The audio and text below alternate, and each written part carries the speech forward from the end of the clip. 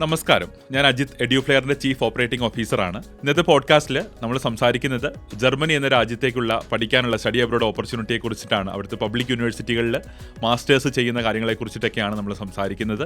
അപ്പം എൻ്റെ കൂടെയുള്ളത് എഡ്യൂഫ്ലെയറിന്റെ ചെയർമാനായിട്ടുള്ള അഡ്വക്കേറ്റ് കെ എം റോയ് സാറാണ്. Sir, welcome to the podcast. Thank you Ajith. So sir, ആദ്യമായിട്ട് ഞാൻ ചോദിച്ചു തുടങ്ങുന്നത്, എന്തുകൊണ്ടായിരിക്കും നമ്മുടെ കുട്ടികൾ പുറത്തു പോയി പഠിക്കുന്നതിനെ കുറിച്ച് ചിന്തിക്കുന്നതിൻ്റെ റീസൺ എന്തായിരിക്കും? ഈ വിഷയം നമ്മുടെ നാട്ടിൽ ഏറ്റവും അധികം സംവാദമുണ്ടാക്കുന്ന ഒരു വിഷയമായിട്ടാണ് എപ്പോഴും കാണുന്നത്. വിദ്യാർത്ഥികൾ വിദേശത്ത് പഠിക്കാൻ പോകുന്നതിനെ പലപ്പോഴും നമ്മുടെ നാട്ടിൽ നിന്ന് ആളുകൾ വിദേശത്തേക്ക് പലായനം ചെയ്യുന്നതായിട്ടും അതുപോലെ തന്നെ തിരിച്ചു വരാത്ത വിധത്തിൽ യുവത്വം നാടുവിടുന്നു എന്നൊക്കെ നിലയ്ക്കാണ് പലപ്പോഴും നമ്മൾ അത് അവതരിപ്പിക്കുന്നത്. പക്ഷേ യഥാർത്ഥത്തിൽ എന്തുകൊണ്ടാണ് വിദ്യാർത്ഥികൾ വിദേശത്തേക്ക് പഠിക്കാൻ പോകുന്നത് എന്നൊരു വിഷയം മനസ്സിലാക്കാനും അത് എന്തുകൊണ്ടാണെന്ന് പ്രചരിപ്പിക്കാനും സമൂഹം പൊതുവെ തയ്യാറാവുന്നില്ല. യഥാർത്ഥത്തിൽ വിദ്യാർത്ഥികൾ വിദേശത്ത് പഠിക്കാൻ പോകാനുള്ളൊരു കാരണത്തെ നമുക്ക് ഏറ്റവും ലളിതമായി പറഞ്ഞാൽ ഇപ്രകാരമാണ് മനസ്സിലാക്കാൻ വേണ്ടി സാധിക്കുന്നത്. ഇപ്പോൾ വയനാട് പോലെയുള്ള ഒരു പിന്നോക്ക ജില്ലയിലെ ഒരു വിദ്യാർത്ഥി കേരളത്തിൽ കൊച്ചി പോലെയുള്ള ഒരു മെട്രോ സിറ്റിയിൽ പഠിക്കാൻ വേണ്ടി വരാൻ ആഗ്രഹിക്കുന്നുണ്ടാവാം. അത് അവരുടെ ജീവിതത്തിൽ ഒരുപക്ഷെ അംബീഷനായിരിക്കും. എന്തുകൊണ്ടാണ്? അതായത് അവർ ജീവിച്ച് വളർന്നു വരുന്ന വയനാടിനേക്കാളും എത്രയോ ഉയരത്തിൽ അല്ലെങ്കിൽ മുന്നിൽ സഞ്ചരിക്കുന്ന ഒരു സ്ഥലത്തേക്ക് പോകാനുള്ള അവരുടെ ആഗ്രഹം കൊണ്ടാണ്.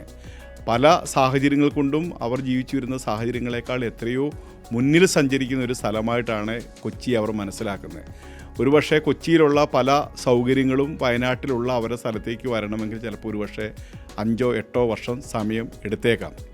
അപ്പോൾ ഒരു വിദ്യാർത്ഥി വിദേശ രാജ്യത്തേക്ക് പഠിക്കാൻ പോകുമ്പോൾ സംഭവിക്കുന്നത്, അവൻ ഇന്ന് നമ്മുടെ രാജ്യത്തെ അവൻ അഭിമുഖീകരിക്കുന്ന അല്ലെങ്കിൽ അവൻ എക്സ്പീരിയൻസ് ചെയ്യുന്ന ജീവിത സാഹചര്യങ്ങളിൽ നിന്നും 30-40 വർഷം മുന്നിൽ സഞ്ചരിക്കുന്ന ഒരു സ്ഥലത്തേക്ക് പോകാനുള്ള അവരുടെ ആഗ്രഹം കൊണ്ടാണ് അവരവിടേക്ക് പോകുന്നത്.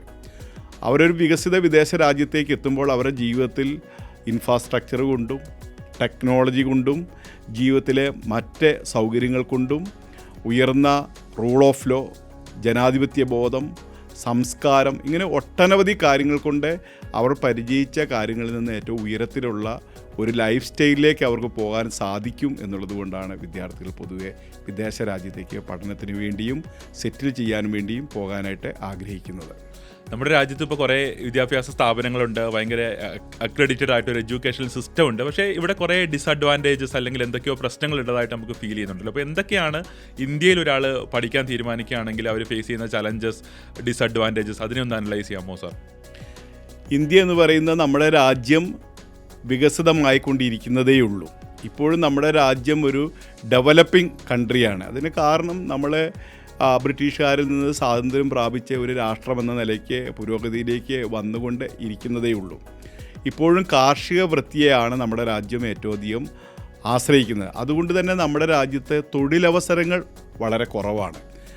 അപ്പോൾ ഒരു വിദ്യാർത്ഥികൾ നമ്മുടെ നാട്ടിൽ പഠിക്കുമ്പോൾ അവരുടെ പഠനവും ജോലിയും തമ്മിൽ വളരെ അന്തരം നമ്മുടെ നാട്ടിലുണ്ട്. പഠിക്കുന്നതിൽ വളരെ കുറഞ്ഞ ആളുകൾക്ക് മാത്രമാണ് നല്ല ജോലി ലഭ്യമാകുന്നത്. അപ്പം നമ്മുടെ നാട്ടിലെ പഠനം ജോലിക്ക് പര്യാപ്തമായ ഒന്നായി മാറുന്നില്ല എന്നുള്ളതാണ് ഒന്നാമത്തെ നമ്മുടെ നാട്ടിലെ വിദ്യാഭ്യാസത്തിൻ്റെ ഒരു പോരായ്മ. രണ്ടാമത്തെ പോരായ്മ എന്ന് പറയുന്നത്, നമ്മുടെ നാട്ടിലെ വിദ്യാഭ്യാസം നോളജ് ബേസ്ഡ് ആയിട്ടുള്ള തിയററ്റിക്കൽ അപ്രോച്ചുള്ള വിദ്യാഭ്യാസമാണ്. പലപ്പോഴും വിദ്യാർത്ഥികൾക്ക് പഠനം കഴിയുമ്പോൾ ആവശ്യമായ സ്കില്ല് ലഭിക്കുന്നില്ല. ഏത് മേഖലയിൽ പരിശോധിച്ചാലും, ഒരു ഉദാഹരണത്തിന് പറയുകയാണെങ്കിൽ, നമ്മുടെ വിദ്യാഭ്യാസ സമ്പ്രദായത്തിൽ BA ഇംഗ്ലീഷ് ലിറ്ററേച്ചർ പാസ്സായ ഒരു വിദ്യാർത്ഥിക്ക് ഇംഗ്ലീഷ് ഭാഷയിൽ കമ്മ്യൂണിക്കേറ്റ് ചെയ്യാൻ വേണ്ടി പലപ്പോഴും സാധിക്കാറില്ല, എഴുതാൻ വേണ്ടി സാധിക്കാറില്ല. എൻജിനീയറിംഗ് കഴിഞ്ഞ ഒരു വിദ്യാർത്ഥിയെ സംബന്ധിച്ചിടത്തോളം പലപ്പോഴും അവർക്ക് ആ എൻജിനീയറിംഗ് ജോലി ചെയ്യാനുള്ള എബിലിറ്റിയിലേക്ക് അവർ വരുന്നതായി കാണാറില്ല. അപ്പം ജോലി ചെയ്യാനുള്ള അവരുടെ കഴിവും അവരുടെ വിദ്യാഭ്യാസവും തമ്മിൽ വലിയൊരു വിടവാണ് നമ്മുടെ നാട്ടിലെ വിദ്യാഭ്യാസം കൊണ്ട് ആളുകൾക്ക് ലഭ്യമാകുന്നത്. മൂന്നാമതൊരു കാരണം എന്ന് പറയുന്നത് നമ്മുടെ പഴഞ്ചൻ വിദ്യാഭ്യാസ സിലബസുകളാണ്. അതായത് ലോകം അതിവേഗം മാറിക്കൊണ്ടിരിക്കുകയാണ്, ലോകത്തിൻ്റെ എല്ലാ കാര്യങ്ങളും അതിവേഗം ചലിച്ചുകൊണ്ടിരിക്കുകയാണ്. ഈ ലോകക്രമത്തിന് ആവശ്യമായ പുതിയ വിദ്യാഭ്യാസ പദ്ധതികളും കാര്യങ്ങളും ഒന്നും തന്നെ നമ്മുടെ സിലബസിൽ പലപ്പോഴും ഉൾപ്പെടുത്താറില്ല. ഇപ്പം നമ്മൾ പുതിയ കാലഘട്ടത്തിൽ AI ഉള്ള യുഗത്തിലാണ് നമ്മൾ ജീവിക്കുന്നത്, റോബോട്ടിക്സിൻ്റെ യുഗത്തിലാണ് നമ്മൾ ജീവിക്കുന്നത്. അപ്പം ഈ യുഗത്തിലേക്ക് ആവശ്യമായ പഠന സൗകര്യങ്ങളോ അല്ലെങ്കിൽ ആ ശാഖയിൽ ജോലി ചെയ്യാൻ ആളുകളെ പര്യാപ്തമാക്കുന്ന വിധത്തിലുള്ള കോഴ്സുകളോ കരിക്കുലമോ സിലബസുകളോ ഒന്നും തന്നെ നമ്മൾ ഇതുവരെയായും ഡെവലപ്പ് ചെയ്യാൻ വേണ്ടി നമ്മുടെ രാജ്യത്ത് സാധിച്ചിട്ടില്ല.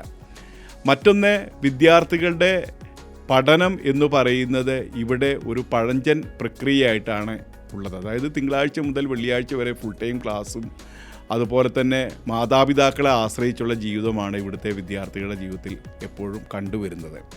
അപ്പോൾ ഇതെല്ലാം കൊണ്ട് തന്നെ നമ്മുടെ നാട്ടിലെ വിദ്യാഭ്യാസം എന്ന് പറയുന്നത് ഒരു ലോട്ടറി ടിക്കറ്റ് എടുക്കുന്നതിന് തുല്യമായിട്ടാണ് വിദ്യാർത്ഥികൾക്ക് അനുഭവപ്പെടുന്നത്. ആ വിദ്യാഭ്യാസം കൊണ്ട് ഭാഗ്യമുണ്ടെങ്കിൽ ജോലി ലഭിക്കാം, അല്ലെങ്കിൽ ജോലിയില്ലാത്തവരായി ജീവിക്കേണ്ട ഒരു സാഹചര്യത്തിലേക്കൊക്കെ പോകുന്നത് നമ്മുടെ നാട്ടിലെ വിദ്യാഭ്യാസത്തിൻ്റെ വളരെ വലിയൊരു ന്യൂനതയായിട്ട് നമുക്ക് കാണാൻ വേണ്ടി സാധിക്കും.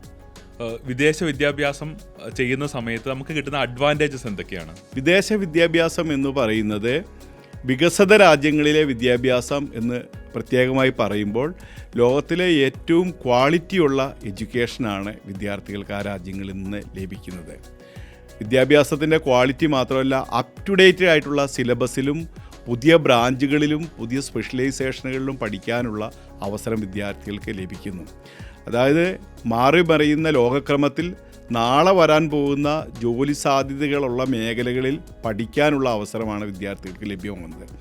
അതായത് നാളെ ലോകത്തിൻ്റെ മുന്നിൽ തൊഴിലവസരങ്ങൾ നൽകുന്ന AI റിലേറ്റഡ് ആയിട്ടുള്ള കോഴ്സുകൾ, റോബോട്ടിക്സ് റിലേറ്റഡ് ആയിട്ടുള്ള കോഴ്സുകൾ, അങ്ങനെ ഒട്ടനവധി മേഖലകളിൽ പഠിക്കുവാനും ആ മേഖലകളിൽ ജോലിയിലേക്ക് പോകാനും വിദ്യാർത്ഥികൾക്ക് സാധിക്കുന്നുള്ളൊരു പ്രധാനപ്പെട്ട കാര്യമാണ്. മറ്റൊന്ന്, ഈ രാജ്യങ്ങളിലെ വിദ്യാഭ്യാസം വിദ്യാർത്ഥികൾക്ക് തൊഴിലെടുത്തുകൊണ്ട് പഠിക്കാനുള്ള സംവിധാനം ഉള്ള വിധത്തിലാണ് സജ്ജീകരിച്ചിരിക്കുന്നത്. അതായത് സ്വന്തം കാലിൽ നിൽക്കുവാനും സ്വന്തം ജോലിയിൽ നിന്ന് നേടുന്ന പണം കൊണ്ട് പഠിക്കുവാനും ജീവിതത്തെ മുന്നോട്ട് നയിക്കുവാനും പഠനവും ജോലിയും ഒന്നിച്ച് കൊണ്ടുപോകാനുള്ള അവസരം ആ രാജ്യത്ത് പോകുമ്പോൾ വിദ്യാർത്ഥികൾക്ക് ലഭിക്കുന്നുണ്ട്. മറ്റൊന്ന്, വേൾഡിലെ ഏറ്റവും ഉയർന്ന റാങ്കിങ് യൂണിവേഴ്സിറ്റികളിൽ ഏറ്റവും മൈക്രോ നിഷായിട്ടുള്ള പ്രോഗ്രാമുകളിൽ അവനവൻ്റെ അഭിരുചിക്കും ടേസ്റ്റിനും അനുസരിച്ച് അവനവൻ്റെ താല്പര്യത്തിനനുസരിച്ചുള്ള വിദ്യാഭ്യാസം സ്വീകരിക്കാനുള്ള അവസരമെല്ലാം ഈ രാജ്യത്ത് പോകുന്ന വിദ്യാർത്ഥികൾക്ക് ലഭിക്കുന്നുണ്ട്.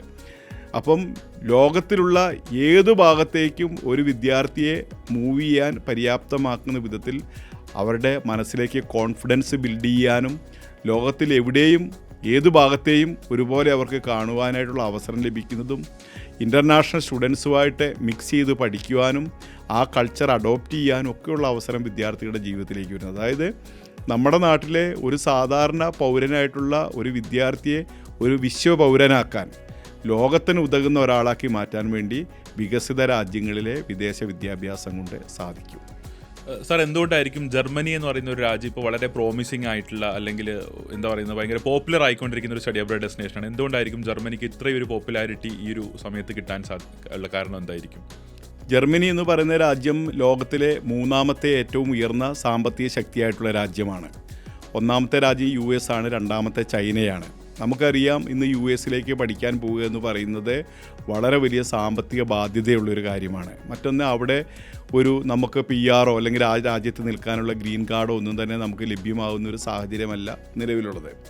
പൊതുവെ നമ്മൾ ചൈന ഒരു പഠനത്തിനോ ജീവിതത്തിനോ വേണ്ടി തിരഞ്ഞെടുക്കുന്ന ഒരു രാജ്യമല്ല. അപ്പം ജർമ്മനി എന്ന് പറയുന്ന രാജ്യം തീർച്ചയായും നമുക്കിന്ന് അവൈലബിൾ ആയിട്ടുള്ളതിൽ ഏറ്റവും ബെസ്റ്റ് ആയിട്ടുള്ള ഒരു സ്റ്റഡി അബ്രോഡ് ഡെസ്റ്റിനേഷനാണ്.